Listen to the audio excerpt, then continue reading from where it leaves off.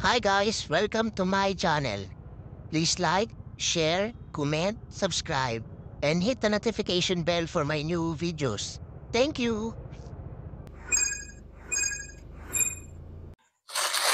Hi guys, welcome to my channel. So ngayon guys, meron tayong parcel galing kay Lazada.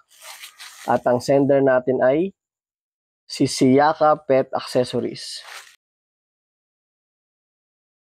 Tapos ano? Tapos ano? Bali guys, ang order ko rito is yung higaan ng puppy.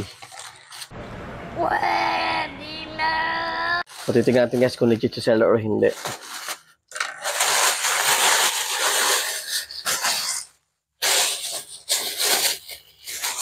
So guys, yung seller is legit.